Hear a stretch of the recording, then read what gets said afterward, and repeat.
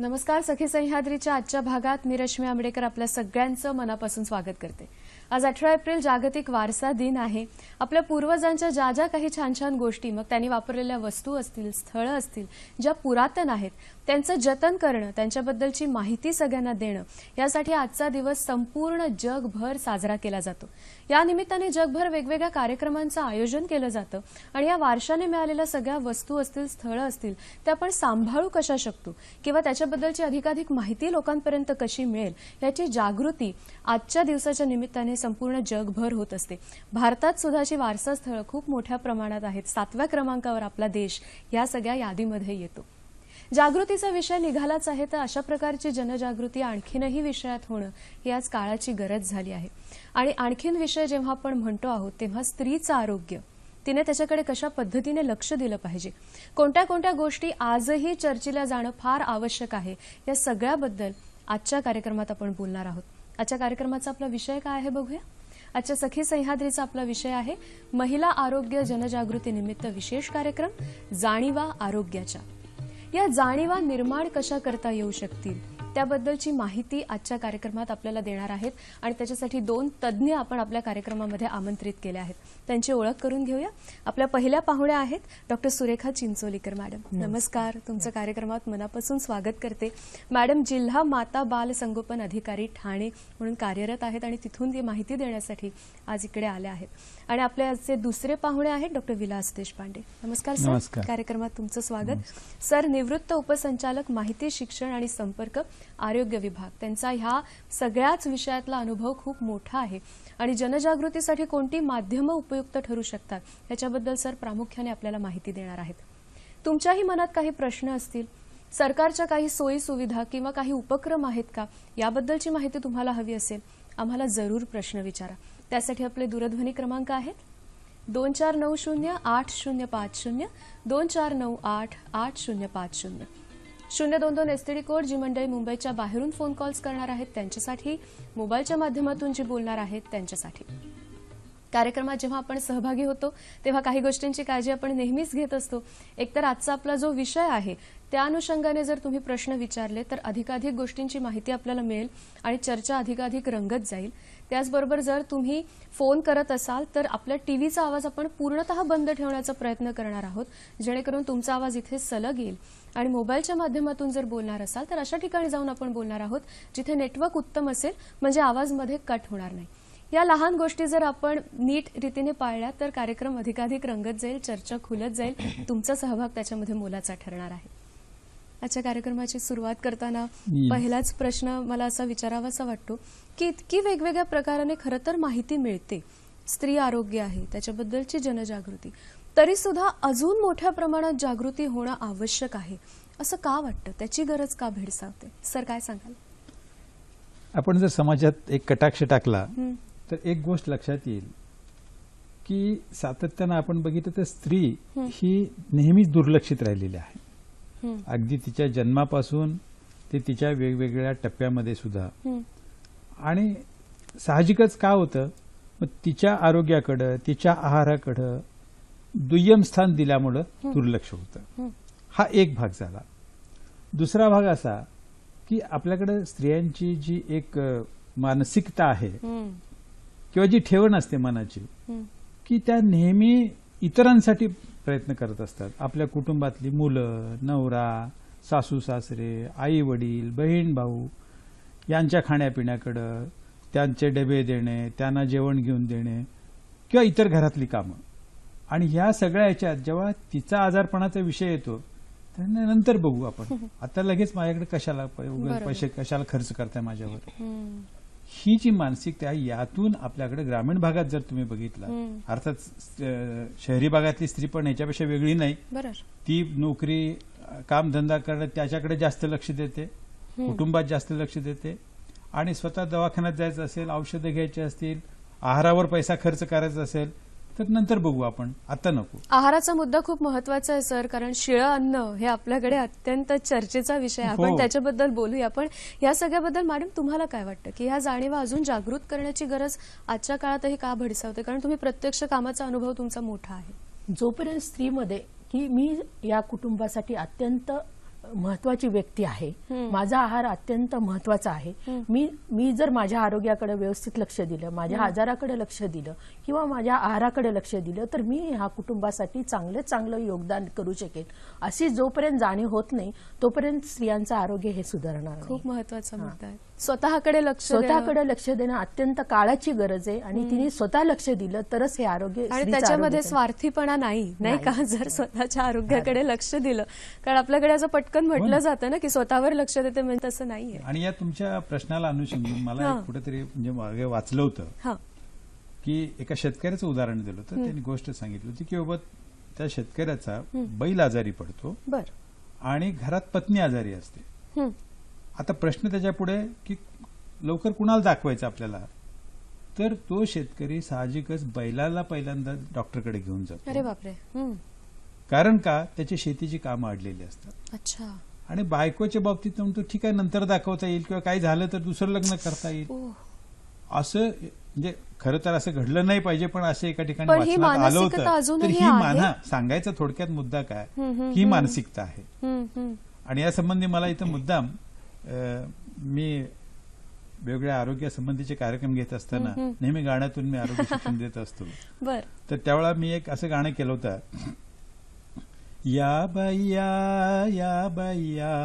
आरोग्याचा श्री गणेश आज शिकूया, आम्ही बाया कष्टामध्ये सदा झिजतो, स्वतःच्या आरोग्याकडे लक्ष न देतो, बाळ जेव्हा आजाराने हैराण होतो, अंगारे दुपारे देवधर्म करीतो, अंधश्रद्धेच्या अंधारा नष्ट करूया, अंधश्रद्धेच्या अंधारा नष्ट करूया, अंधश्रद्धेच्या अंधारा नष्ट करूया, आरोग्याचा श्री गणेश आज शिकूया. अशी वेगवेगळे गाण्यातनं महिलांना आरोग्य शिक्षण काम करत असतात. प्रभावी माध्यम आहे अशा पद्धतीने. मला ह्या गाण्यातनं सुद्धा हे सांगायचं होतं की ती स्वतःकडे दुर्लक्ष करते आणि यातून आरोग्याचे प्रश्न तिचे निर्माण होतात आणि त्यासाठी या जाणीवा निर्माण करण्याची अत्यंत गरज आहे. मॅडम तुमचा अनुभव काय सांगतो की अशा पद्धतीने स्त्रिया खरंच पुढे येऊन त्यांना काही समस्या आहेत किंवा त्यांना काही त्रास होतोय अशा पद्धतीने बोलतात मोकळेपणाने, की अजून ते प्रमाण तितकंसं वाढलेलं नाही?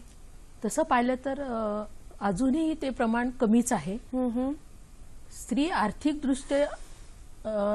आर्थिकदृष्ट्या स्वावलंबी झालेली आहे, पण तेवढंच स्वतःच्या आरोग्याकडे लक्ष देण्यासारखी अजूनही ती स्वावलंबी नाहीये. तिला कुणाचा तरी एक सहारा लागतो किंवा कुणाची तरी एक मदत लागते की मला हा आजार झालाय, किंवा ती अगोदर तर संकोच करते की मला हे झालेलं आहे की मला हे जायचंय दवाखान्यात, आणि ते सांगितलं तरी तेवढी तिची कुटुंबातील लोक तिच्याकडे लक्ष देतील असं सांगता येत नाही. कारण कुटुंबातल्या लोकांना तिला समजून घेण्या इतपत किंवा कुटुंबातल्या लोकांची पण जाणीव की ही महत्वाची व्यक्ती आहे, ही आपल्या कुटुंबासाठी एवढं काम करते, तर तिच्या आरोग्याकडे लक्ष देणं अतिशय गरजेचं आहे. जोपर्यंत या कुटुंबालाही कळत नाही तोपर्यंत हे परिवर्तन होणार नाही, परिवर्तन त्याला वेळ लागेल असं आपण म्हणू शकतो. आणि दुसरे एक संकोचाची पण भावना असते. बऱ्याच वेळा आपण बघितला ग्रामीण भागात पुरुष डॉक्टर असेल तर मग त्याला मी कसं काय सांगणार, आणि विशेषतः स्त्रियांचे काही नाजूक प्रश्न असतात आरोग्यासंबंधीचे, तर त्यांना ते बोलायला मुळात पहिल्यांदा घरातल्या पुरुषाबरोबर बोलायला संकोच वाटतो, त्याच्यानंतर मी डॉक्टर समोर कसं काय बोलू हा प्रश्न येतो.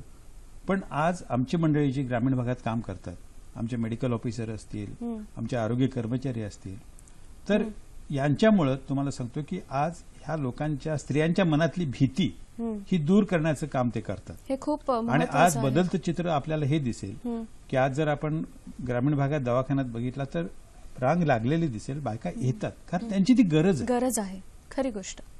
बरोबर. त्यांना भले कुणाचा तरी आधार घ्यावा लागत असेल, मुलाला घेतील, भावाला घेतील, नवऱ्याला सांगतील, पण त्या दवाखान्यात येतात, औषधं घेतात आणि हे बदलतं चित्र आपल्याला म्हणजे निश्चित चित्र दिसतं. हळूहळू वेगळं व्हायला हो. लागलं आणि ही हो, सुरुवात निश्चित. झालेली आहे असं म्हणायला हरकत नाही.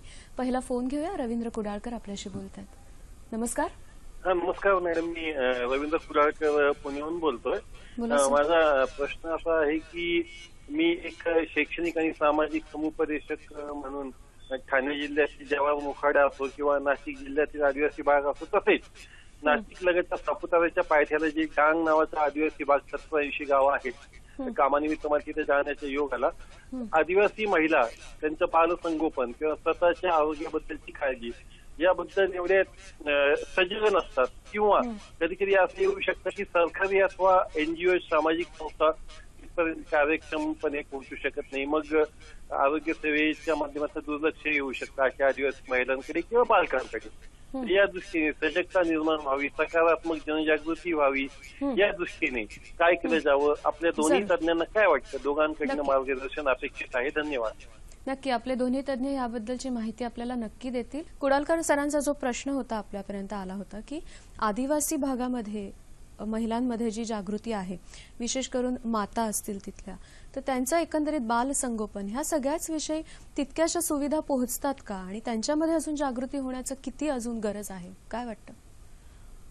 आपल्याकडं ग्रामीण आदिवासी भागामध्ये वेगवेगळ्या प्रकारच्या स्कीम राबवल्या जातात. त्यामध्ये आपण माता बालसंगोपन किंवा मातेच्या आणि बालकाच्या आरोग्याविषयी वेगवेगळ्या योजनाच्या अनुषंगाने आशामार्फत बरीचशी प्रसिद्धी करतो आणि त्यांचे समुपदेशनही करतो. त्यामध्ये मानव विकास कार्यक्रमाअंतर्गत लहान मुलांच्या आणि गरोदर मातेंची तपासणी स्त्रीरोग तज्ज्ञामार्फत किंवा बालरोग तज्ज्ञामार्फत केली जाते. हे एक प्रकारचा उपक्रमच आहे आणि यामध्ये आपण बऱ्यापैकी त्या गरोदर मातांना किंवा स्तनदा मातांना आरोग्याच्या सेवा उपलब्ध करून देऊ शकतो. त्याचप्रमाणे तिथल्या आजारी असलेल्या बालकांना तिथेही आपण बालरोग तज्ज्ञ उपलब्ध करून देऊन त्यांना त्याच्यामार्फत सेवा दिल्या जातात. त्यांच्या आरोग्याची चेकअप केल्या जाते आणि त्यांना वेळीच लागेल तर संदर्भित पण केल्या जाते आणि त्याच्यासाठी पण आपण मोफत वाहन उपलब्ध करून देतो. याच्या व्यतिरिक्त आपली जी आशा आहे ती ग्रामीण भागामध्ये काम करते, तर ती आशा या आदिवासी महिलांचं किंवा आदिवासी कार्यक्षेत्रामध्ये वेगवेगळ्या घरी घरपोच ती आरोग्याबाबतचे वेगवेगळे संदेश देते आणि त्यांच्या आरोग्याच्या बैठका घेते आणि त्याच्या आरोग्याच्या बाबतीमध्ये तिला ती मार्गदर्शन करत असते. पण तरी सुद्धा त्यांनी असं विचारलं की तितक्या मोठ्या प्रमाणात त्या पोहोचतात का? ह्याच्यामध्ये कुठेतरी दुसरीकडची बाजू म्हणजे त्या स्त्रियांची मानसिकता हे सुद्धा खूप महत्वाचं ठरतं. सर काय सांगाल? नाही, याबाबतीत मला त्यांना एक सांगावं लागेल की ते एक स्वतः समुपदेशक आहेत असं ते बोलले की राज्यस्तरावर जेव्हा ह्या आरोग्यासंबंधीचे ज्याला इन्फॉर्मेशन, एज्युकेशन आणि कम्युनिकेशन जे लोकांपर्यंत जनजागृती करण्याचं धोरण जेव्हा तयार केलं जातं किंवा नियोजन केलं जातं, त्यावेळी प्रामुख्याने आम्ही काय करतो की ज्याला लोकल स्पेसिफिक आयसी म्हणजे स्थानिक गरजांवर आधारित आरोग्य शिक्षण, त्यामध्ये हा आदिवासी एरिया जो आहे याच्यावर जास्त लक्ष केंद्रित केलं जातं. अच्छा. आणि प्रामुख्याने आपण आता इतर ठिकाणी काय करतो, प्रिंटेड म्हणजे प्रिंट मटेरियल आहे, मुद्रित साधन आहे, दूरदर्शन, आकाशवाणी, ऑडिओ व्हिज्युअल या माध्यमातून देतो. पण तुम्हाला आदिवासी भागात तिथलं जर शिक्षणाचं प्रमाण आपण बघितलं, लोक म्हणजे अशिक्षित जास्त असतात, त्यांना तुम्ही मुद्रित साहित्य देऊन उपयोग नसतो, तर त्या ठिकाणी आपल्याला प्रामुख्यानं आंतरव्यक्ती संवाद, प्रत्यक्ष म्हणजे समुपदेशन, प्रत्यक्ष त्यांच्याशी बोलणं, त्यांच्या भाषेत बोलणं. एक्झॅक्टली. हे खूप, कारण तिथं भाषेचा अडचण असतो. बरोबर. दुसरी गोष्ट, शिक्षणाचं प्रमाण कमी असल्यामुळे त्यांच्यामध्ये प्रचंड प्रमाणात गैरसमज असतात, अंधश्रद्धा असतात. कारण त्यांच्याकडे जे काम करणारे किंवा आरोग्याचं औषधं देणारे जे स्थानिकरित्या जे हे असतात, तर त्यांच्यावर त्यांचा विश्वास असतो. बरोबर. त्यामुळं त्यांना ह्या औषध उपचाराकडे आणणं, त्यांच्यातले गैरसमज दूर करणं. आता बऱ्याच वेळा आम्हाला गरोदर स्त्रियांच्या बाबतीतले हे अनुभव येतात की स्त्रिया कमी खातात. अच्छा. आणि जेव्हा आमचे डॉक्टर किंवा आमचे आरोग्य कर्मचारी जेव्हा विचारतात की बाबा तू जास्त खाल्लं पाहिजे, तर ते म्हणते मी जास्त खाल्लं तर माझं पोटातलं मूल मोठं होईल अच्छा. आणि मला बाळंतपणात त्रास होईल. ओ हो हो हो हो. असे काही गैरसमज असतात. गैरसमज आहेत. किंवा बऱ्याच वेळा स्त्रिया चांगलं मूल जन्माला यावं म्हणून जास्ती उपवास करतात, व्रत करतात त्याचा वेगवेगळ्या वेगळा देवाच्या परिणाम नावाने. होतो त्याचा त्याच्यावर. परिणाम हा त्यांच्या बाळाच्या बाळावर पोषणावर होतो. होत असतो. बरं. असे वेगवेगळे तर मुद्दे आहेत. ह्या गोष्टी त्यांना समजावून सांगाव्या लागतात त्यांच्या भाषेमध्ये. बरोबर आहे. आणि या दृष्टीनं आरोग्य विभाग हा प्रयत्न करत असतो आणि यासाठी आदिवासी विभागाची पण आम्ही मदत घेतो. आपण ह्याबद्दल बोलूया, म्हणजे हां. आदिवासी विभागातर्फे कुठल्या कुठल्या प्रकारे ही जनजागृती होते त्याच्याबद्दल आपण बोलूया. पण एकीकडे आपण ग्रामीण भागाचा विचार करत असताना शहरी भागामध्ये सुद्धा नोकरदार स्त्रिया आहेत आणि त्यांचं सुद्धा काही काही वेळेला आरोग्याकडे तितकंच दुर्लक्ष होऊ शकतं किंवा तितका वेळ नसतो त्यांच्याकडे, असं सुद्धा म्हटलं जातं. तर ह्याबद्दलची माहिती देण्यासाठी, म्हणजे त्यांनी कोणत्या कोणत्या गोष्टींवर लक्ष देणं गरजेचं आहे याबद्दलची माहिती देण्यासाठी फोनच्या माध्यमातून आपले एक तज्ज्ञ आपल्याशी जोडल्या गेल्यात. डॉक्टर राजश्री तायशेट्टे यांच्याशी आपण आता बोलणार आहोत. हॅलो, नमस्कार. नमस्कार. नमस्कार राजश्री मॅडम, कार्यक्रमात तुमचं मनापासून स्वागत करते. थँक्यू. आपण ग्रामीण भागातल्या स्त्रियांबद्दल, विशेष करून आदिवासी भागातल्या स्त्रियांबद्दल आता बोललो. त्याबरोबरीने ज्या काम करणाऱ्या नोकरदार स्त्रिया आहेत शहरी भागामध्ये, त्यांच्या सुद्धा स्त्री आरोग्य म्हणा किंवा त्यांचं स्वतःचं आरोग्य याबद्दल काही वेळेला दुर्लक्ष होतं. तर त्या संदर्भात तुम्ही काय सांगू शकाल? त्यांचे वयाचे वेगवेगळे गट असतील आणि त्या अनुषंगाने. नोकरदार वर्ग आहे किंवा वर्किंग क्लास वुमन आहेत, त्या एज्युकेटेड आहेत, मे बी त्या अवेअर पण आहेत. त्यांचे प्रॉब्लेम थोडे डिफरंट आहेत. मोस्टली हे लोक काम करत असतात, त्यामुळे मुलं होणं वगैरे ह्या गोष्टी थोड्याशा लांब पडतात, त्यामुळे इन्फर्टिलिटीचं प्रमाण जास्त आहे त्यांच्यात. अच्छा. तसंच स्थूलपणा, कारण का सेडेंटरी वर्क असू शकतं, त्यामुळे खुर्चीवरती बसून त्यामुळे वजन वाढतं, या गोष्टी आहेत. तसंच डायबिटीस पण आहे, ब्लड प्रेशर, या सगळ्या गोष्टी त्यांच्यात आहेत. असं आहे रश्मी की त्यांच्यात अवेअरनेस आहे, त्यांना माहिती पण असतं की या गोष्टी आहेत की हे प्रॉब्लेम्स उद्भवू शकतात, पण त्याच्यासाठी त्यांच्याकडे कदाचित वेळ नसतो की त्याच्यावरती ते काम करू शकतील, स्वतःचं आरोग्य सुधारू शकतील, याच्यासाठी त्यांच्याकडे वेळ नाही. किंवा मी म्हणेन की त्यांची अवेअरनेस असेल तरी प्रायोरिटी हेल्थ म्हणून नाही बघितली जात, त्यामुळे तिथे कुठेतरी प्रॉब्लेम आहे. जेव्हा आपण वर्किंग क्लास वुमन बद्दल बोलतो, कोणत्या कोणत्या अशा गोष्टी आहेत ज्या प्रामुख्याने त्यांनी लक्ष दिलं पाहिजे? असे कोणते आजार आहेत जे होतात पण त्याच्याकडे दुर्लक्ष केलं जातं आणि ते नंतर गंभीर होऊ शकतात? काय सांगाल तुम्ही त्याच्याबद्दल? वेगवेगळे वयोगट आहे त्याच्यामध्ये.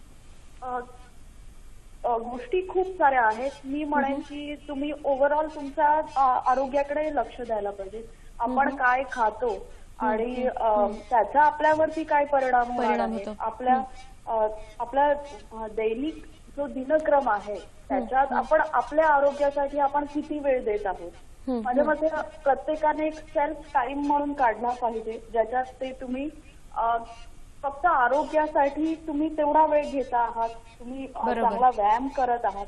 तसंच एक डाएट बद्दल आताचं जे फॅड आहे की डाएट केलं जातं वजन कमी करण्यासाठी, तर मी म्हणेन की डाएट तुम्ही एवढं वजन कमी करण्यासाठी तुम्ही कमी खाऊ नका, तर तुम्ही योग्य खावा. योग्य खा, अगदी खरं. हा, means eat right, don't eat less, असं मी म्हणेन. तर या सगळ्या गोष्टींकडे त्यांनी ओव्हरऑल बघायला पाहिजे. त्यांनी त्यांची हेल्थ एक प्रायोरिटी म्हणून बघितली पाहिजे. रोज त्यांच्या दिनक्रमातून त्याला वेळ दिला पाहिजे, वेळ काढला पाहिजे, वेळ काढला पाहिजे. आपल्या बरोबर दोन तज्ज्ञ आहेत. देशपांडे सर, तुम्हाला या चर्चेमध्ये सहभागी व्हायला नक्कीच आवडेल. मला आता डॉक्टरांनी सांगितलं तसं ग्रामीण स्त्री आणि शहरी स्त्री हिचे परिस्थिती फार वेगळी आहे. म्हणजे ग्रामीण स्त्रीला मुळात माहीत नसल्यामुळं ती खूपशा गोष्टी करत नाही, पण शहरी भागातली जी स्त्री आहे ना तिची अवस्था कळतं पण वळत नाही असं असतं. म्हणजे तिला माहित आहे, तिच्यावर सोशल मीडियामधून मेसेजेस मिळत असतात, तिला टीव्ही बघते, रेडिओ ऐकते, जेव्हा ग्रुप त्यांचे एकमेकीचे डबा खायला बसतात त्यावेळेला चर्चा होते की अमक्यानी हे असं सांगितलेलं आहे, ते पुस्तक मी वाचलं, त्यातलं कुठेतरी मी आहार असा घेतला पाहिजे. आणि हा माहितीचा मारा इतका होत असतो की तिला कळतं की माझं वजन नियंत्रित केलं पाहिजे, माझा आहार हे खाल्लं पाहिजे, हे नाही खाल्लं पाहिजे, ह्या सगळ्या गोष्टी होतात. पण तिचं सकाळपासून जर तुम्ही शेड्यूल बघितलात की उठल्यापासून मुलाला शाळेत पाठवणं, त्याचा डबा तयार करणं, नवऱ्याचा डबा तयार करून देणं, मग आपण ऑफिसमध्ये जाणं, संध्याकाळी थकून भागून पुन्हा ऑफिसमधून येणं तिनं, आणि ह्या सगळ्या गोष्टीत तिला ही सातत्याने गिल्टी वाटत असतं. बरोबर. तायशेटे की मॅडम मी- खरं आहे हा, हे या गिल्टी सगळ्या वाटत ह्याच्यात असतं त्या स्त्रीला या सगळ्या गोष्टींमध्ये. सरांनी आता जो की मुद्दा मी वेळ देऊ शकत नाही असं. गिल्टी तर डेफिनेटली वाटतं, पण मला असं वाटतं की त्या स्वतःला नेहमीच एक दुर्लक्ष करतात, किंवा दुर्लक्ष म्हणण्यापेक्षा प्रोक्रॅस्टिनेशन, म्हणजे आता स्वतःचं हेल्थचं ते मी उद्या बघेन आणि हे उद्या बघण्याच्या ह्याच्यात ते कुठेतरी दुर्लक्षित दूरच राहतं. राहतं. बरोबर आहे. अजून सेल्फ एक्झामिनेशनचा मुद्दा एक तुम्ही इथे सांगणार होतात आवर्जून, की सेल्फ एक्झामिनेशन करणं, विशेष करून स्तनाचा कर्करोग त्याचं प्रमाण खूप वाढतंय, तर त्याच्याबद्दल थोडक्यात काय सांगाल? जेव्हा स्त्रियांमध्ये होणारे कर्करोग आपण बघतो, तर त्याच्यात स्तनांचा तसेच पिशवीच्या मुखाचा कॅन्सर याचं प्रमाण जास्त आहे. तर याच्यासाठी आपल्याला स्क्रीनिंग म्हणजे ते होण्या अगोदरच पकडणे हा प्रकार हे करू शकतो आपण. एक साधी गोष्ट आहे की प्रत्येक स्त्रीने आपले स्तनांचं एक्झामिनेशन केलं, सेल्फ ब्रेस्ट एक्झामिनेशन, हे आम्ही शिकू शकतो शिबिरातून वगैरे. ते मंथली केलं तरी हे सगळे कर्करोग हा खूप लवकरच्या स्टेजवरती आपण पकडू शकतो. आणि मग त्याच्यातून आपण नंतर होणाऱ्या गोष्टी टाळू शकतो. अगदी खरंय. आपण ह्या विषयावर मी सरांना जे सर आहेत त्यांना म्हणेन की ही गोष्ट तुम्ही प्रत्येक मुलींना त्यांच्या शालेय वर्षातच शिकवली पाहिजे, किंवा ऍज अन एज्युकेशन मध्येच त्यांना सांगितलं पाहिजे की हे तुम्हाला करायचं आहे. नक्की तायशेटे मॅडम, सर ह्याच्याबद्दल आपल्या पुढल्या कार्यक्रमात नक्कीच काहीतरी प्रकाश टाकतील. पण आजच्या कार्यक्रमात तुम्ही फोनच्या माध्यमातून आमच्याशी बोललात, सहभागी झालात, तुमचे मनापासून आभार मानते सखी सह्याद्रीच्या संपूर्ण टीमच्या वतीने. धन्यवाद आमच्याशी बोलल्याबद्दल. थँक्यू. आपण या विषयावर आणखीनही बोलणार आहोत. आणखीन योजना, वेगवेगळे वयोगट, त्याबरोबरीने आता जो कर्करोगाचा उल्लेख त्यांनी केला, हे शालेय जीवनापासून सुरू होणं आवश्यक आहे, या सगळ्याबद्दल बोलूया. वयाचे वेगवेगळे टप्पे आणि त्या अनुषंगाने येणारे वेगवेगळे समस्या किंवा बदल आपण म्हणूया, हे सुद्धा खूप महत्वाचे ठरतात स्त्रीच्या आयुष्यामध्ये. तर त्या अनुषंगाने काही अशा योजना आहेत का, किंवा सरकारकडून असे काही प्रयत्न केले जातात का की वेगवेगळ्या वयामध्ये तिचं जगणं अधिक सुकर होऊ शकतं? वयाच्या वेगवेगळ्या टप्प्यामध्ये शासनामार्फत बऱ्याचशा योजना राबवल्या जातात. जन्मजात 0 वर्ष वयोगटापासून ते 18 वर्ष वयोगटापर्यंत आपण RBSK पथक, अच्छा, जी संकल्पना आहे, RBSK पथकामार्फत या मुलांची तपासणी वर्षातनं करतो, वर्षातनं एकदा. तर त्याच्यामध्ये 2 ग्रुप होतात.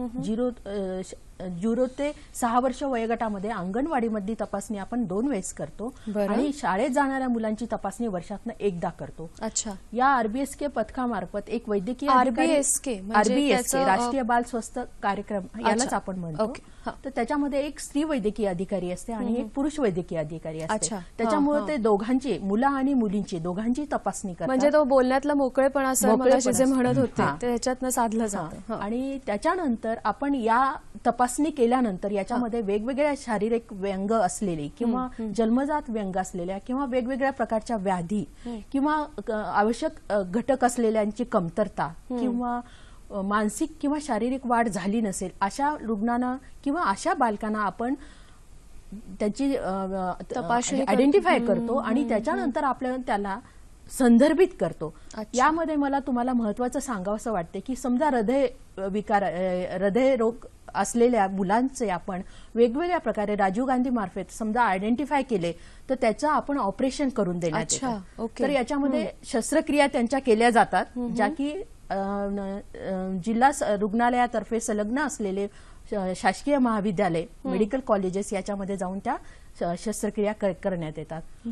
तर या राष्ट्रीय बाल स्वास्थ्य कार्यक्रमाअंतर्गत वेगवेगळ्या प्रकारच्या ह्या सेवा उपलब्ध करून दिल्या जातात. बरं. आणि तालुका स्तरावर साध्या ज्या असतात की वेगवेगळे साधे स्क्विंट असेल किंवा मग क्लेफ्ट पॅलेट असेल किंवा बाकी छोट्या छोट्या ज्या शस्त्रक्रिया असतात ते तालुका स्तरावर शिबिर आयोजित करून आपण त्या करून देतो. आणि वेगवेगळ्या घटकांची कमतरता असेल तर तेव्हाच जेव्हा ते आयडेंटिफाय झाले किंवा जेव्हा त्यांना तपासण्यात आलं तेव्हाच आपण औषध उपचार त्यांना तिथे करण्यात येतात. बरोबर आहे. या सगळ्या वेगवेगळ्या योजना आहेत, किशोरवयीन मुली आहेत, त्यानंतरचा वयाचा टप्पा, ह्याच्याबद्दल आपण बोलूया. पण आपले दुसरे पाहुणे जे फोनच्या माध्यमातून आपल्याशी जोडले गेले आहेत, डॉक्टर संजीव कुमार जाधव, जिल्हा माता बाल संगोपन अधिकारी पुणे, फोनच्या माध्यमातून आपल्याशी बोलतायत. नमस्कार सर, कार्यक्रमात तुमचं मनापासून स्वागत करते. नमस्कार. आपण ह्या वेगवेगळ्या योजनांबद्दल आज बोलतो आहोत, शासनाच्या वतीने ज्या राबवल्या जातात, जेणेकरून स्त्रियांचं आरोग्य उत्तम राहील, त्यांच्यामध्ये ती जागृती होईल. पण ह्या सगळ्या योजनांना मिळणारा प्रतिसाद, त्याच्याबद्दल सर तुम्ही काय सांगाल?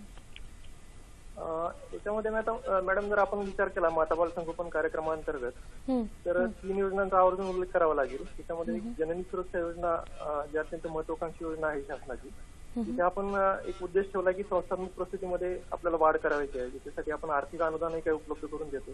त्याच्यामध्ये शासकीय संस्थेशिवाय आपण आता खासगी संस्थेमध्ये जरी प्रसूती झाल्या तरी तिथे सुद्धा हे आर्थिक अनुदान आपण उपलब्ध करून देत आहोत. त्याच्या उपलब्धीच्या अनुषंगाने जर आता आपण थोडासा निष्कर्ष विचारात घेतला तर संस्थात्मक प्रसूतीची टक्केवारी अगदी पुणे जिल्ह्याची, माझ्या जिल्ह्याची जर विचारात घेतली तर ती 99% पेक्षा आज जास्त आहे. आणि यामध्ये शासकीय संस्थेमधील जर प्रसूती विचारात घेतल्या तर त्या सुद्धा आज 41%च्या अराउंड आहेत. साधारणतः या डिलिव्हरीच्या 20 ते 25% दरम्यान असायच्या, पण या योजनेनंतर अत्यंत मोठ्या प्रमाणात संस्थात्मक प्रसूतीमध्ये वाढ झालेली आहे आणि त्यातही शासकीय संस्थेमध्ये या प्रसूती आज होत आहेत. आणि अगदी प्राथमिक आरोग्य केंद्राचा जर विचार केला तर 96 प्राथमिक आरोग्य केंद्रापैकी 70 प्राथमिक आरोग्य केंद्रात आज 10 पेक्षा जास्त प्रसूती दर महिन्याला होत आहे. म्हणजे प्रतिसाद चांगला मिळतो असं तुमचं म्हणणं आहे.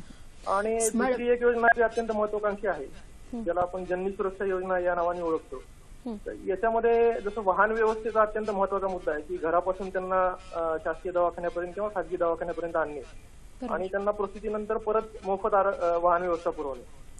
या योजनेचे जर इंडिकेटर आपण तपासले तर याच्यामध्ये जे पिकअप आहे, म्हणजे आपल्याकडे जे गरोदर माता प्रसूतीला येतात तर ते 93% माता ह्या आपल्या वाहनाने आपल्या दारापर्यंत येतात. आणि जे ड्रॉप ज्याला म्हणतो की ज्या परत आपण घरी नेऊन सोडणे, तर ही सुद्धा 95% पेक्षा जास्त आकडेवारी आज जिल्ह्याची. जाधव सर, आपल्या बरोबर आपल्या स्टुडिओमध्ये चिंचोलीकर मॅडम, सुरेखा चिंचोलीकर मॅडम आहेत, तर त्यांना सुद्धा या चर्चेमध्ये सहभागी व्हायचंय, कारण त्या सुद्धा त्याच विभागात कार्यरत आहेत ठाणे जिल्ह्यात. तुम्ही काय सांगाल याच्याबद्दल? मला हे सांगायचंय की ग्रामीण भागामध्ये काम करत असताना माझा असा अनुभव आहे की शहरी भागातनं जेवढा प्रतिसाद या योजनेला मिळतो त्याच्यापेक्षाही जास्त ग्रामीण भागामध्ये प्रतिसाद मिळतो आहे. आणि ग्रामीण भागातल्या बायकांना या दोन्ही योजनांचा अतिशय फायदा होतोय. आपण JSSK मध्ये जेव्हा 102 किंवा 108 टोल फ्री नंबर आहेत आपण, तर त्याला जर कॉल केला तर गरोदर मातेला किंवा आजारी बालकाला 1 वर्षापर्यंतची मोफत सुविधा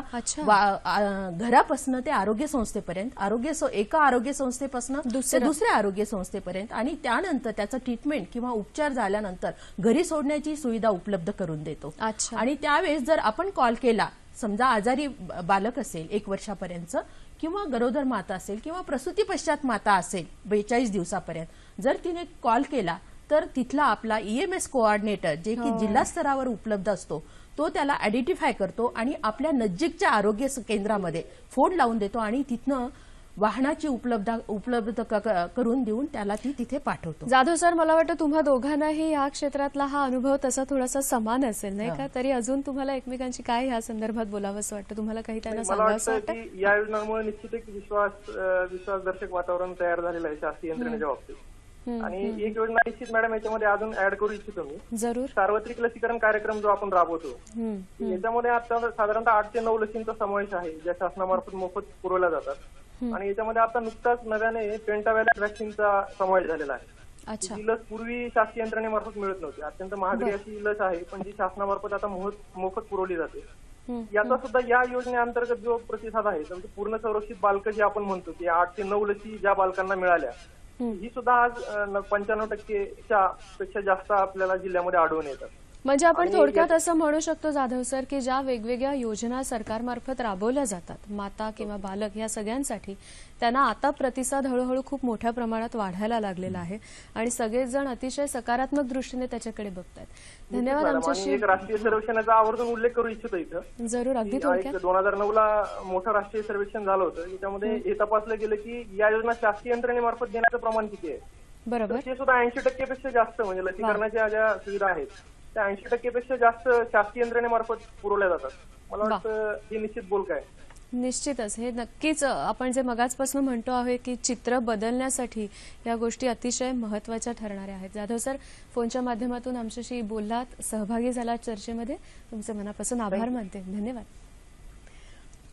आता डॉक्टर जाधव आणि चिंचोलीकर मॅडमनी या योजनाबद्दलची माहिती दिली, तर मला या निमित्तानं आपला जो कुटुंब नियोजन कार्यक्रम आहे ह्याचा थोडासा प्रवास मला सगळ्यांच्या समोर आणायचा. नक्की.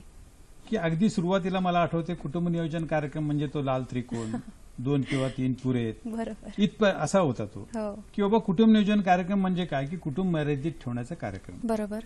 पण नंतर ह्या कार्यक्रमाचं स्वरूप बदलत गेलं. कुटुंब कल्याण कार्यक्रम म्हणून तो त्याचा आवाका वाढला हळूहळू. त्याच्यानंतर प्रजनन आरोग्य आणि बाल आरोग्य बरोबर असं हे कार्यक्रमाचं नाव झालं. पण नुसतं नाव नाही झालं, तर शासनाने खूप अभ्यास करून त्यामधल्या ज्या त्रुटी होत्या, बरोबर, प्रत्येक स्टेजला येणाऱ्या त्रुटी दूर केल्या. की बाबा ह्याला प्रतिसाद मिळत असेल तर काय केलं पाहिजे, ग्रामीण भागात कुठल्या अडचणी येतात, समजा वाहनाची अडचण येते, त्या स्त्रीला आरोग्य संस्थेपर्यंत, जर समजा आरोग्य संस्थेमध्ये बाळंतपण करायचं असेल तिचं, तर तिची मुख्य अडचण काय येते की घरातून आरोग्य संस्थेपर्यंत येणं. बरोबर. त्यासाठी शासनाने वाहन व्यवस्था केली, त्यासाठी टोल फ्री क्रमांक दिला. आणि अशा प्रत्येक स्टेजला, म्हणजे मगाशी जो विषय झाला की स्त्रीच्या प्रत्येक वयोगटात कुठले कुठले कार्यक्रम आहेत, तर तिच्या आता किशोरावस्थेमध्ये तिच्या काय गरजा आहेत ते लक्षात घेऊन त्याच्यासाठी तो वेगळा कार्यक्रम राबवला गेला. त्याच्यामध्ये समुपदेशन आलं, त्याच्यामध्ये आपण त्या किशोरावस्थेमध्ये त्यांना प्रजनन संबंधीची माहिती देणं, मॅडम लैंगिक शिक्षण याच्याबद्दल देणं. आणखीन सविस्तर म्हणजे अजून काय काय ह्याच्यामध्ये किशोरावस्था जर आपण पाहिली तर किशोरवयीन मुलांसाठी शासनातर्फे वेगवेगळ्या स्कीम राबवण्यात येतात. त्याच्यामध्ये अर्जचा मला उल्लेख करावा वाटतो. ॲडोलेसंट रिप्रोडक्टिव्ह सेक्शुअल हेल्थ नावाची ही जी स्कीम आहे, याच्या अंडर 3 स्कीम येतात. त्याच्यामध्ये आपण ग्रामीण रुग्णालयात किंवा उपजिल्हा रुग्णालय किंवा जिल्हा रुग्णालयामध्ये एक मैत्री क्लिनिक चालू केलेले आहे. नावच किती छान. त्या मैत्री क्लिनिकमध्ये मैत्री क्लिनिकचा असा उद्देश आहे की किशोरवयीन मुलं नेमके बोलत नाही, त्याच्यामध्ये भावनिक, शारीरिक वाढ आणि लैंगिक ज्या समस्या असतात त्याच्याबद्दल ते ओपनली बोलत नाही. त्याच्यामुळं या क्लिनिकमध्ये येऊन त्यांनी मोकळेपणाने बोलावं आणि त्यांची गोपनीयता राखली जाते, हे महत्वाचं सांगणं. आणि तिथे तो लोगो लावलेला आहे की इथे गोपनीयता राखली जाते. त्याच्यामुळे हे मैत्री क्लिनिक खरंच किशोरवयीन मुलांसाठी मैत्री क्लिनिकच आहे. त्यामध्ये आपण किशोरवयीन मुलांच्या समस्या, नंतर लैंगिक आजार, विवाहपूर्व समुपदेशन, त्याचबरोबर आपण व्यसनाधीनता, जे की आज महत्वाचा घटक आहे की व्यसन झाल्यानंतर काय किंवा त्याचे परिणाम, त्याच्या दुष्परिणाम याच्याबद्दल आपण समुपदेशन करतो. आणि मैत्री क्लिनिक अत्यंत चांगल्या पद्धतीने आपल्याकडे राबवल्या जातात आणि त्याला नक्कीच प्रतिसाद सुद्धा तितका छान मिळत असेल. आपण एक फोन घेऊया. एक सखी आपल्याशी बोलतायत मुंबईतून. नमस्कार. हॅलो हॅलो, तुमचा प्रश्न विचारा.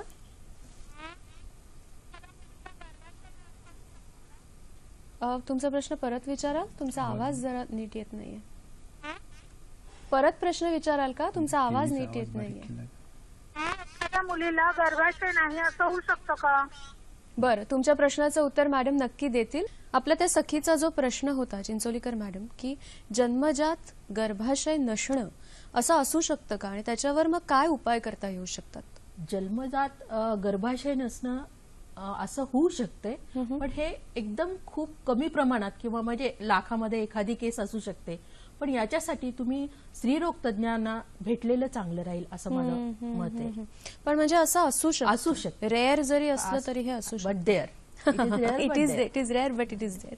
आपण मगाशी त्या 3 स्कीम्स बद्दल बोलत होतो किशोरवयीन मुलींसाठी, त्याच्याबद्दल काय सांगाल आणखी? आपण एक पाहिलेलाच आहे आर्श प्रोग्राम. आता आपण दुसरा पाहूयात की weekly iron folic acid supplementation programme. आपण या प्रोग्रामाअंतर्गत 3 विभागाची मदत घेतोय. एक शिक्षक, एक महिला बाल कल्याण आणि आरोग्य. बर. तर याच्यामध्ये आपण 6वी ते 12वी वर्ष वयोगटा 6वी ते 12वी इयत्तेमध्ये जाणाऱ्या मुला मुलींना फेरस सल्फेट किंवा आयर्न फोलिक ऍसिड सप्लिमेंटेशन किंवा आपण लोहयुक्त गोळ्या ज्या म्हणतोय, रक्ताचं प्रमाण राहावं व्यवस्थित वाढण्यासाठी ह्याच्यासाठी. आपण सप्लिमेंटेशन करतोय, शाळेमधनं देतोय. अच्छा. 6वी ते 12वी इयत्तेपर्यंत. त्याचप्रमाणे आपण शाळाबाह्य मुली किंवा शाळेत न जाणाऱ्या मुलींसाठी हा आयर्न फोलिक ऍसिड सप्लिमेंटेशन कसं द्यायचं, तर मग आपण लोहयुक्त गोळ्या अंगणवाडी मार्फत त्यांना देतोय. म्हणजे दोन्ही आपण ग्रुप कव्हर करतोय, जेणेकरून आपलं लोहाची कमतरता, जे की अॅनिमिया किंवा लोह कमतरता रक्तक्षय, जो की खूप कॉमन आहे आपल्या याच्यामध्ये भारतामध्ये, तर ते प्रिव्हेंट करण्यासाठी आपण हे दोन्ही विभागामार्फत हा प्रोग्राम राबवतोय. त्याचप्रमाणे आपण वर्षातनं यांचं 2 वेळेस जंतुनाशक औषध देऊन डिवर्मिफिकेशन किंवा जंतुनाशक औषधाची मोहीमही त्यांच्याकडे राबवतोय. साधारणतः 6-6 महिन्यांनी आपण या जंतुनाशक गोळ्याही देतो. बरोबर. त्याचबरोबर या WIFS किंवा weekly iron folic acid supplementation प्रोग्रामामध्ये आपण आहाराबाबत समुपदेशन करतोय त्या मुलांचं, शाळेत जाणाऱ्या मुलांचं आणि अंगणवाडीमध्ये येणाऱ्या मुलींचंही आपण आहाराबाबत समुपदेशन करतोय. आणि किशोरवयीन मुलींच्या ज्या समस्या आहेत तर त्याच्याबाबतही आपण उहापोह त्याच्यामध्ये केल्या जातोय. सर, तुम्ही काय सांगाल याबद्दल? आता जो त्यांनी किशोरवयीन मुलींच्या बाबतीतला प्रश्न काढला, हा किशोरवयीन फक्त मुलींपुरता प्रश्न नाहीये. बरोबर. मुली आणि मुलं दोघांचाही प्रश्न आहे. आणि आपल्याकडे का कुणास ठाऊक एक सेक्स एज्युकेशन या शब्दाला इतकं काही आपण भयानक स्वरूप दिलं की आपण घाबरतो, अरे काहीतरी तिथं वेगळं सांगितलं जातं. बरोबर. म्हणजे सेक्स एज्युकेशन म्हणजे स्त्री पुरुष संबंधाबद्दलची माहिती दिली जाते, असा एक आपला समज गैरसमज झाला. आणि या याच्यातून आपल्याकडे महाराष्ट्रात याच्यापूर्वी काही वेळा विरोध झालेला होता हे धोरण स्वीकारण्यासाठी. वास्तविक आज जे आपण परिस्थिती बघतो, आपल्या आज लाईफस्टाईल बदलते. मुलं मुली शाळेमध्ये, कॉलेजमध्ये, नोकरीच्या ठिकाणी एकत्र येतात. आणि हे एकत्र आल्यानंतर स्वाभाविक, समजा वयात येणारी मुलं मुली असतील, त्यांच्यामध्ये भिन्नलिंगी व्यक्तीबद्दल आकर्षण वाटणं हे अत्यंत स्वाभाविक आहे. पण त्याच्यासाठी तिला त्यापासून दूर ठेवणं किंवा तिला धाड तपश्या दाखवणं हा मार्ग नाही, तर त्या संबंधीची त्यांना योग्य शास्त्रीय माहिती मिळणं गरजेचं आहे. बरोबर. अन्यथा काय होतं, ह्या मुला मुलींना जे काय बाहेर साहित्य मिळेल, अर्धवट माहिती, आज व्हॉट्सअपवर काहीतरी येतं किंवा बाहेर काही लिंक्स बघायला मिळतात, आणि मग त्याच्यातून त्यांचे गैरसमज होतात. बरोबर. आणि त्याच्यातून मधून काही समस्याही निर्माण गंभीर होतात. गंभीर समस्या. आणि म्हणून या कार्यक्रमाला जे महत्व आलंय, इव्हन आपण बघतो प्रजनन आरोग्य आणि बाल आरोग्य कार्यक्रमामध्ये याला महत्व दिलेलं आहे, तसंच राष्ट्रीय एड्स नियंत्रण कार्यक्रमामध्ये सुद्धा. बरोबर. कारण एड्स नियंत्रण करायचं असेल किंवा त्यांना होणारे जे डिसीजेस आहेत त्याच्यापासून जर त्यांना वाचवायचं असेल, तर ह्या गोष्टीची त्यांना व्यवस्थित माहिती देणं अतिशय गरजेचं आहे. शास्त्रशुद्ध माहिती मिळणं गरजेचं आहे. आणि म्हणून हा कार्यक्रम आरोग्य विभागाच्या कुटुंब कल्याण विभागामार्फत आणि राज्य एड्स नियंत्रण विभागामार्फत राबवला जातो आणि त्याला प्रतिसाद मिळणं अत्यंत गरजेचं आहे. याचबरोबर मला एक सांगावंसं वाटतं की प्रमोशन ऑफ मेन्स्ट्रुअल हायजीन नावाचा आपण एक प्रोग्राम राबवतोय. याच्यामध्ये कसं आहे की प्रमोशन ऑफ याच्या मासिक पाळी दरम्यान, की मासिक पाळी 10 ते 15 वर्षा वयोगटामध्ये चालू होते, कुणाला लवकर येते, कुणाला नंतर येते. पण याबाबतची जी जनजागृती आहे किंवा मुलींना फ्रीली बोलण्याची सवय नसते, त्याबाबत आपण याच्यामध्ये या प्रमोशन ऑफ मेन्स्ट्रुअल हायजीन मध्ये याची मासिक पाळी दरम्यान घ्यायची काळजी, जननी द्यायची काळजी, त्याचबरोबर आपण सॅनिटरी नॅपकिन्स देतो. सॅनिटरी नॅपकिन्स दिल्यानंतर त्याचं डिस्पोज कसं करायचं ही त्याबद्दल आपण त्यांना अवेअरनेस करतोय. आणि हा फक्त ग्रामीण भागासाठी हा प्रोग्राम राबवला जातो. अच्छा, म्हणजे प्रामुख्याने ग्रामीण भागासाठी. आपण आता ह्या वयोगटाबद्दल बोलत असताना अजून नंतरचा म्हणजे माता आणि बाल ह्याच्याबद्दल आपण बोललो मधल्या काळात, पण तो जो नंतरचा आहे 40 नंतरचा वयोगट, त्या वयोगटामध्ये सुद्धा स्त्रीच्या एकंदरीत आरोग्यामध्ये खूप महत्वाचे बदल घडत असतात. त्याच्याबद्दल थोडक्यात काय सांगाल? मग मला माध्यमांचा प्रभाव याविषयी सरांना विचारायचं आहे, काय सांगाल? आपण 40+ केअर नावाची एक संकल्पना आहे 40+ आमच्याकडे. care, हा. 40+ केअर. तर त्यामध्ये आपण रजोनिवृत्ती झाल्यानंतर स्त्रियामध्ये बरेचसे संप्रेरकाची कमतरता जाणवते आणि त्याच्यामुळे तिच्यामध्ये वेगवेगळ्या शारीरिक सौंदर्य कमी होणं किंवा वेगवेगळ्या मानसिक आणि सामाजिक असुरक्षिततेची भावना निर्माण होणं, त्यावेळेस तिला मेंटल सपोर्ट करण्याची खूप आवश्यकता असते. की तिला वाटते की आपण कुटुंबासाठी आता नाही, आपण थोडस एकटे आहोत. मानसिक ती जास्त मानसिक डिप्रेशन म्हणलं तरी चालेल, त्याच्यामध्ये ती असते. तर हे एक महत्वाचा मुद्दा आहे की मेनोपॉझल सिंड्रोम यावेळेस तू कुटुंबाला तेवढीच आवश्यकता आहे किंवा तिला मानसिक आधार देण्याची अतिशय गरज असते. त्याचप्रमाणे 40च्या नंतर जे आजार कॉमन असतात, डायबिटीस झालं किंवा ब्लड प्रेशर झालं किंवा वेगवेगळ्या प्रकारचे कॅन्सर्स असतात, तर ते काम होतं. शरीरामध्ये होणारे मायन्यूट बदल किंवा थोडेशी जर बदल असेल तर तुम्ही वेळीच तज्ज्ञ लोकांचा सल्ला घेणं, या वयामध्ये पॅप स्मेअर करणं अतिशय महत्वाचं आहे. बरोबर. त्याचप्रमाणे मॅमोग्राफी, समजा मॅमोग्राफी नसेल किंवा तुमच्याकडे अवेलेबल नसेल तरी ब्रेस्टचं ज्या मॅडमनी सांगितलं आपल्याला की समुपदेशन किंवा breast examination, self breast examination केलं तरी आपल्याला कुठे गाठ आहे का किंवा काही आहे का हे पाहणं फार महत्वाचं आहे. याचबरोबर आपल्याला सांगावंसं वाटतं की थायरॉइडचे प्रमाण आजकाल खूप वाढलेलं आहे, त्यामुळे थायरॉइडची टेस्ट करून घेणं अतिशय आवश्यक आहे. त्याचप्रमाणे कोलेस्ट्रॉल लेवल हे पाहणंही अतिशय आवश्यक आहे. स्वतःकडे लक्ष देणं, स्वतःच्या आरोग्याकडे हे फार 40 नंतर पूर्ण तपासण्या करून घेणं अतिशय महत्वाचं आहे. आणि हे केलंच पुढचं आयुष्य आपलं दीर्घायुष्य होईल आणि आनंदातही जाईल. अगदी खरं.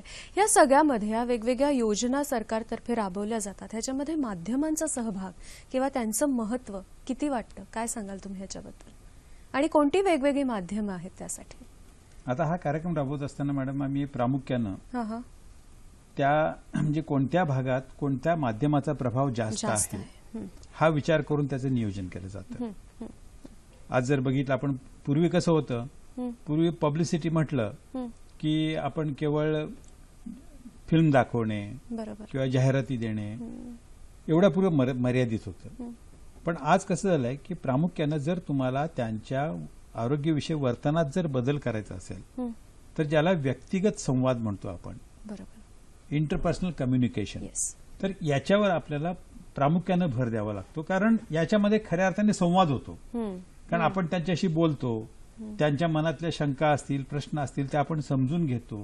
आणि यासाठी आमचे जे समुपदेशक आहेत किंवा ग्रामीण भागात काम करणारे आरोग्य कर्मचारी आहेत, अंगणवाडी सेविका आहेत आणि इव्हन आमचे मेडिकल ऑफिसर, तर हे प्रामुख्यानं समुपदेशनाचं काम करत असतात. कारण त्यांच्याकडे रोज हजारो पेशंट येतात, त्यांचे प्रॉब्लेम सांगतात त्यांना, त्याच्यावर त्यांना उपचार सांगायचे असतात. तर या ठिकाणी समुपदेशनाचं काम होतं आणि हा सगळ्यात कम्युनिकेशनचा अत्यंत प्रभावी असा मार्ग आहे. त्याच्यानंतर जर आपण बघितलं तर गटसंवाद ज्याला म्हणू आपण, ग्रुप, की छोटे छोटे ग्रुप तयार करून महिला मंडळ असतात किंवा ग्रामीण भागात वेगळ्या स्त्रियांचे छोटे ग्रुप, बचत गट आहेत, यांच्या माध्यमातून आणि अशा छोट्या गटांना महिलांना एकत्र आणणं. आणि एकत्र आणण्यामुळे सगळ्यात महत्वाचं होतं काय की त्या महिला एकमेकांमध्ये आपले अनुभव शेअर करतात, सांगतात आणि मग त्याच्यामुळं त्या अधिक प्रमाणात सांगितलेल्या गोष्टी ऍक्सेप्ट करतात, ग्रहण करतात आणि त्याचा परिणाम हा चांगला होतो. अगदी त्याच्याबद्दल थोडक्यात मला सरांनी जे सांगितलं की आयसी किंवा इंटरपर्सनल कम्युनिकेशन केलं पाहिजे किंवा त्याच्यामध्ये जास्त जनजागृती होते, तर माझ्या म्हणजे ठाणे जिल्ह्यामध्ये लोकसहभागातून सामुदायिक डोहाळ जेवणे होतात आमच्याकडे आणि त्याच्यामध्ये गरोदर माता ज्या तपासण्यासाठी येतात त्यांचं अति उत्तम, म्हणजे आपण घरी कसं डोहाळ जेवण करतो तसं करतो आणि त्याचबरोबर त्यांना आहाराबाबत समुपदेशन करतो. वेगवेगळ्या प्रकारच्या डिशेस ठेवलेल्या असतात तिथे आणि त्याच्या कॅलरीज किंवा कुठलं पाहिजे, गरोदरपणामध्ये कुठलं पाहिजे असं आम्ही समुपदेशन करतो किंवा अतिशय उत्तम रीतीने आपण सामुदायिक डोहाळ जेवण अरेंज करतो आमच्याकडे. म्हणजे इनोव्हेशन ज्याला म्हणतो आपण, की काहीतरी सातत्यानं तुम्ही नाविन्यपूर्ण गोष्टी करत गेलात तर मग तुम्हाला त्यांच्याकडून प्रतिसाद मिळतो.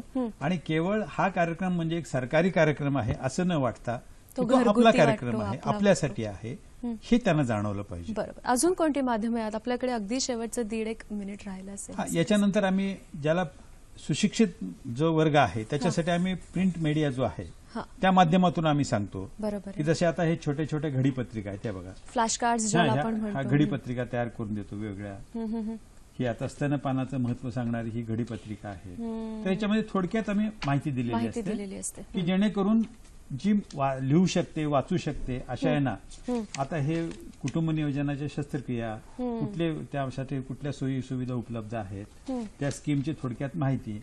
तर अशा पद्धतीनं ह्या आम्ही हे देतो. त्याच्याशिवाय हे फ्लॅश कार्ड ज्याला म्हणतो आपण, हे अशा पद्धतीचे कार्ड जेव्हा लाभधारक आमच्याकडे दवाखान्यात येतो तेव्हा त्याला ह्या गोष्टी इंटरपर्सनल कम्युनिकेशनद्वारे किंवा संवाद साधत असताना तुम्ही नुसतं बोलणं वेगळं आणि त्याला काहीतरी चित्राच्या स्वरूपात दाखवून जर माहिती दिली तर ह्याचा प्रभाव जास्त पडतो. अगदी एका मिनिटात सर अजून माध्यमांबद्दल सांगा, म्हणजे मग आपल्याला. आणि दुसरं प्रभावी माध्यम आजकाल म्हणजे टीव्ही, रेडिओ आणि जे वेगळे चॅनल्स आहेत यांच्या माध्यमातून, आणि आता सगळ्यात अलीकडचं माध्यम म्हणजे सोशल मीडिया. अर्थात हे शहरी भागापुरतं थोडं मर्यादित आहे, पण ग्रामीण भागात ते आज विद्यार्थिनी वगैरे ते वापरतात. बरोबर. तर त्याच्या माध्यमातून आपल्याला छोट्या छोट्या क्लिप्स वगैरे देऊन त्यांना त्यांच्यापर्यंत पोहोचण्याचा आमचा प्रयत्न असतो. महिलांचं आरोग्य, त्याबद्दलची जनजागृती ही खूप मोठ्या प्रमाणात होणं गरजेचं आहे. ह्याबद्दल शासनाच्या वेगवेगळ्या योजना आहेतच आणि त्या लोकांपर्यंत पोहोचवणं हे सुद्धा खूप महत्त्वाचं काम शासनाच्या वतीने होत असतं. अशाच वेगवेगळ्या कार्यक्रमांबद्दल, वेगवेगळ्या कार्यक्रमांवर आजच्या सखी सह्याद्रीमध्ये आपण बोलत असतो. आपला 19 एप्रिलचा कार्यक्रम कुठला आहे ते बघून घेऊया. 19 एप्रिलला आपला हा प्रायोजित कार्यक्रम असणार आहे सखी सह्याद्रीचा. प्रायोजित कार्यक्रम जीवन आणि संपत्तीचा खरा रक्षक अग्निशमन, आणि ह्याच्यामध्ये सहभागी होणार आहेत प्रभास रहांगळे, संचालक महाराष्ट्र अग्निशमन दल, आणि कैलास हिरवळे, उपसंचालक अग्निशमन विभाग 2. याही कार्यक्रमात, आपल्या 19 एप्रिलच्या कार्यक्रमातही तुम्ही नक्की सहभागी व्हा. आणि कुठल्या वेगवेगळ्या विषयावर तुम्हाला माहिती मिळणार आहे, फोन करून, दूरध्वनीच्या माध्यमातून सुद्धा तुम्ही त्याच्यामध्ये सहभागी होऊ शकता. आजचा आपला कार्यक्रम आणि आपले इतरही कार्यक्रम तुम्हाला कसे वाटतात ते आमच्यापर्यंत जरूर पोहोचवा. त्यासाठी 2 माध्यमं आहेत. फेसबुक पेजला तुम्ही व्हिजिट करू शकता किंवा तुम्ही आम्हाला ईमेल सुद्धा पाठवू शकता. www.facebook.com/sakhisayhadri.dd फेसबुक पेजला इथे व्हिजिट करा आणि sakhisayhadri@gmail.com हा आपला ईमेल आयडी आहे. इथे मेल पाठवून तुम्ही तुमच्या प्रतिक्रिया व्यक्त करू शकता किंवा तुम्हाला जर काही प्रश्न विचारायचे असतील आपल्या पुढल्या कार्यक्रमाचे, ते सुद्धा तुम्ही इथे मेल करू शकता. आणि युट्यूबला सुद्धा प्रभावी माध्यमाचा आपण विचार करतो आहोत आणि सोशल नेटवर्किंगमध्ये युट्यूबला सुद्धा आपले आता हे सगळे कार्यक्रम सखी सह्याद्रीचे अपलोड होत असतात. त्याच्यामुळे रिपीट टेलिकास्ट 11 वाजता ते जर आपल्या बघण्यात आलं नाही तर युट्यूबच्या माध्यमातून तुम्ही कधीही सखी सह्याद्रीचे हे कार्यक्रम बघून सगळी माहिती घर बसल्या घेऊ शकता. आजच्या कार्यक्रमात दोघंही इथे सहभागी झालात आणि खरंच खूप मोठ्या प्रमाणात माहिती आपल्या सगळ्या प्रेक्षकांपर्यंत पोहोचली. तुमचे मनापासून आभार मानते चर्चेत सहभागी झाल्याबद्दल, आणि आपल्या प्रेक्षकांचे सुद्धा आभार मानते, ते सुद्धा या चर्चेत सहभागी झाले. नव्या विषयासह नव्या कार्यक्रमात आपली पुन्हा भेट होणारच आहे. आज मात्र इथेच थांबतोय. नमस्कार.